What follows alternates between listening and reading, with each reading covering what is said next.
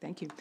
Thank you so much, Mary, organizers, sponsors of the organization, welcoming me back to Science and the Soul 2019. It's a pleasure to be here. I must say that we all find the science fascinating and the soul nourishing and nurturing. So as I begin this talk today, what I'd like to do for some of you is ask you, those of you who have heard me before, ask you to think back a little bit to the presentation last year. We focused last year on the importance of social connectedness, predominantly for babies and families and outcomes in the newborn intensive care unit. All neuroprotective care is relationship-based care.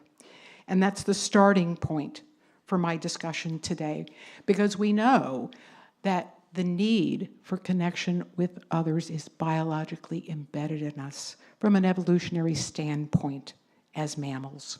So I ask you to look at these pictures for just a moment and think about connection.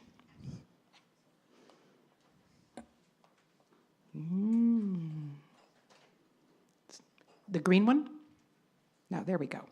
I have no disclosures. There you go. And this is weird. Forwards. Sorry. Why isn't this going? Can you do the slides for me? Because for some reason, okay, next slide, please. Next slide? Okay, next slide, please. I'd like to pay tribute to two individuals who have mentored me throughout my career. One of them, of course, is sitting in this room, Professor Heideli Sals. Dr. Alls and I met in the mid-1980s when she came to my institution, and that one, okay, thank you. When she came to my institution and gave a fascinating lecture about the preterm baby and how we could better support the preterm baby through the neonatal intensive care unit stay.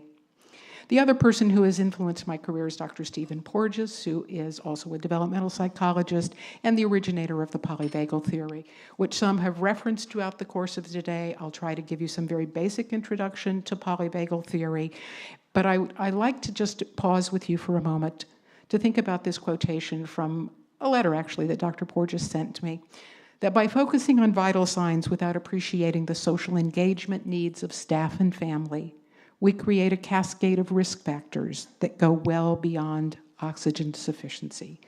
The time is over to focus on survival.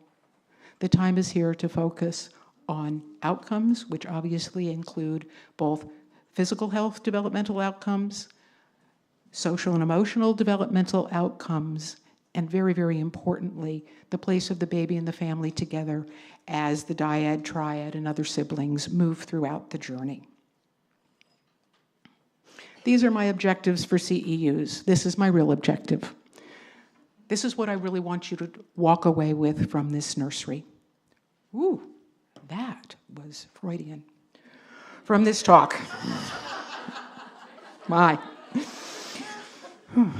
And it is that the brain sense of safety, danger, or life threat is the organizing principle of all of our emotions and behaviors.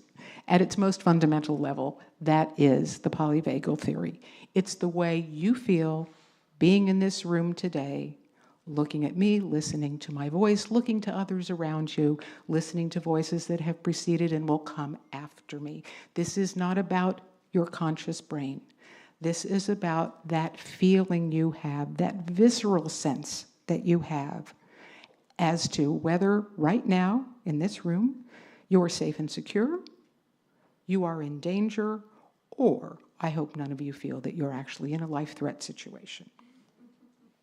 So as we think about the work that Dr. Porges has done and think about the polyvagal theory, it's all about the autonomic nervous system, the unconscious autonomic nervous system that basically sits very deep inside the brain and at its most fundamental level is the determinant of the way we feel today and the behaviors that follow and the actions that follow around those feels. And Dr. Porges started thinking about this based upon work that he had actually done in the newborn intensive care unit, which is another talk in and of itself.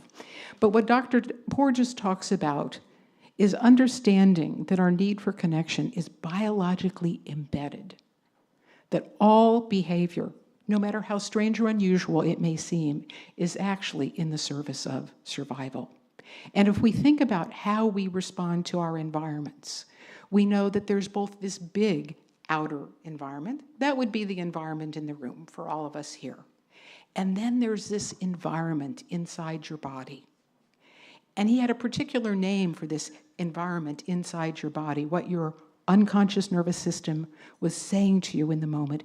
And he named that neuroception.